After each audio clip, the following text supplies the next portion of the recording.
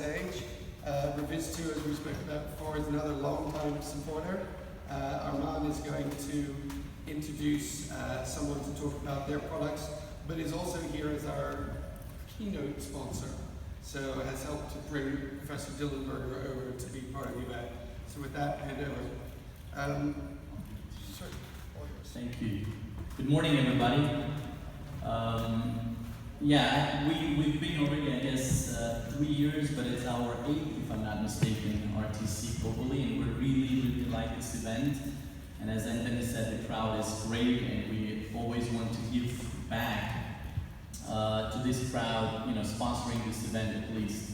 So we want to continue our tradition and bring on stage Stephen Rowland, who used to be with White Architect, an extraordinary company, full cycle architecture company from Sweden, was being one of the early adopters for Revizto, and he's going to be talking about their workflow they used to have. And he has been with White until July, and then he moved to WeWork to New York, but he's going to be giving a speech. So welcome.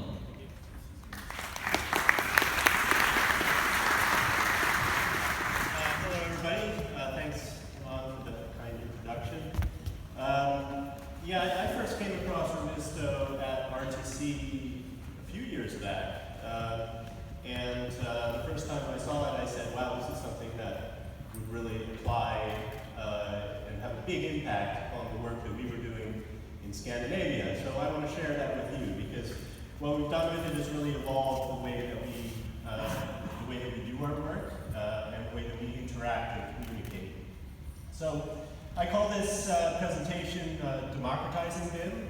This is about opening up the process to other stakeholders. And to do that, I'm going to tell a story. I already did my little introduction, so we'll move on. So I'm going to tell a story, and this story is about Bob. And Bob wants to build a house for his cat. So he comes to some architects and engineers, and they're going to throw a bunch of technology at the problem.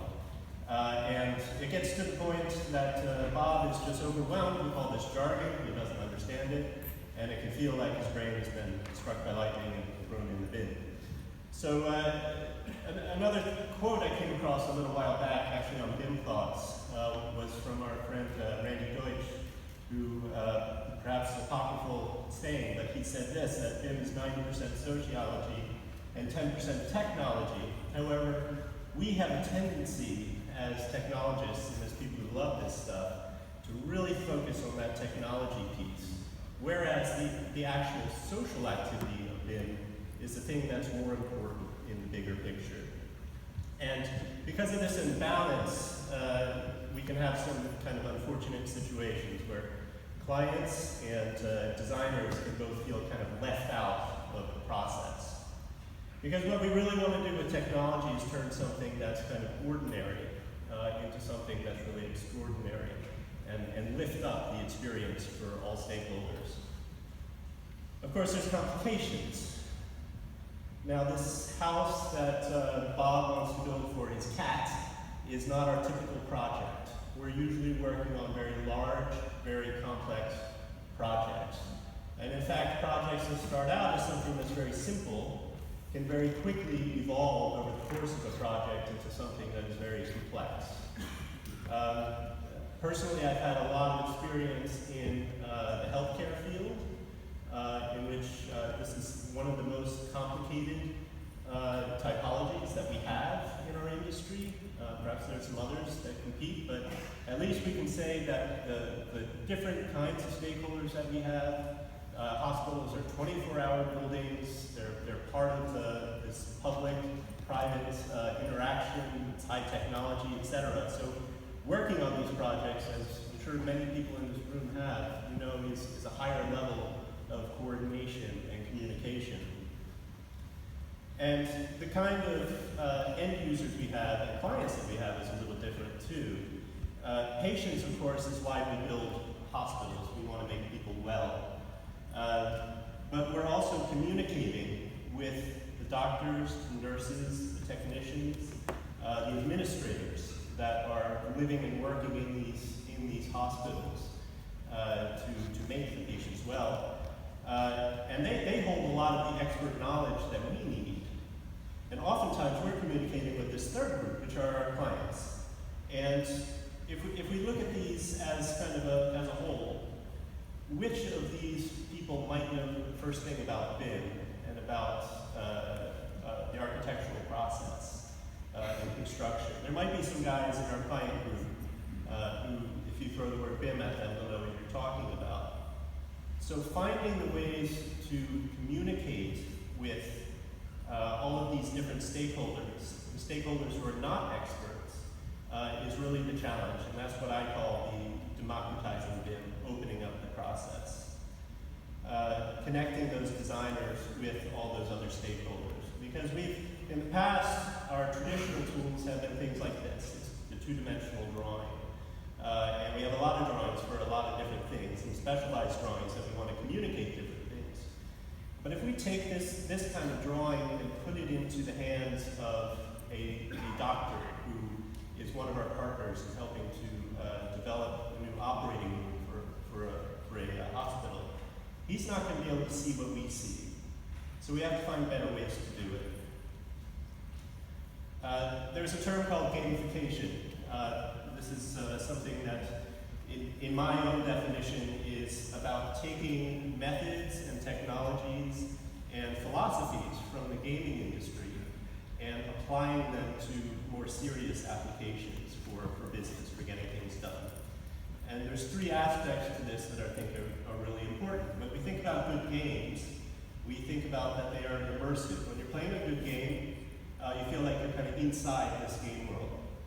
They're intuitive. They have to be easy enough to play that it doesn't get in the way of the third thing, fun. Games should be fun. Now, it's hard to put a definition on what fun is, but what we can say is that when you're having fun, you want to have more fun. Fun is motivating. Fun draws you into the experience. So when we're able to take those three aspects and apply them to serious business applications, we have a serious win. And for us in our industry, applying this concept can really help us to communicate the complexity of our projects. Fortunately, we have something called Revizto. And Revizto is very much builds upon this idea of gamification for architecture. And I'll give you an example. This is Danderyd Hospital in Stockholm, Sweden. I spent a number of years as a BIM manager on this project. State of the art, all the complexities that I mentioned before about the hospital projects. And when I introduced, let's see if I can start the video. There we go. So when I introduced Revizto to the hospital process, I was really unsure how it was going to go. I knew that from my past as a gamer and somebody who loves interacting or interactive experiences like this, that this made a lot of sense for the complexity that we have in hospital projects. What I was surprised by was how quickly they took it up. And I had to do some training. Of course, not everybody is familiar with 3D gaming platforms. But once I got past that first hurdle, the thing that happened is that now I set them loose. For the hospital staff, the doctors and technicians, they were running Revizto at their own, on their own time, in their own meetings, at the hospital whenever they liked. So they were able to play the hospital while we were designing it. And the communication back and forth, when you look at some other Revizto features through the issue tracker, is the thing that really bridged this gap. And suddenly, they are doing the BIM experience. The hospital staff, the people who are not the experts, are able to engage in the BIM experience, communicate directly with us their concerns through the issue tracker. And now we have a number of other things that are really helping us out. There's the Navisworks integration. For those of you who are running clash detection meetings with Navisworks, you know there's not really any good presentation tools there. Not only does Revizto become a very good presentation format for running that type of meeting, but it also draws in all of the clashes as issues, which you can manage in a much simpler way. And now the newest thing in the latest version of Revizto is these vectored sheets. Suddenly we're starting to just get rid of paper altogether for different types of meetings, and are being able to work entirely in the Revizto platform to get just this much richer, much more interactive level of information. So that's what we're doing. We're replacing drawings, we're opening up the communication channel, and we're having fun. My 7-year-old son was running around the hospital that I was designing in Revizto, so I know it must be fun, because if he's doing it just for fun, then there you go. So for Bob and his cat and all the designers and everyone else who might be involved in the process, this is a big win. And there were a number of surveys that were done as a result of, I'm not going to go through any numbers, but a number of surveys were done to look at what was the response to those who were using Revizto. And the thing that was extraordinary about these were not the numbers, which were overwhelmingly positive, but it was who did these surveys. This was actually our client quizzing the doctors and nurses and technicians. So these were the non-experts responding to this tool in a very positive way. And just going beyond this, just to sum up a bit, that Revizto is supporting this social bit, this 90% that I talked about at the very beginning. And we're able to take projects through that beginning simple level of complexity and all the way through, so that Bob and his cat can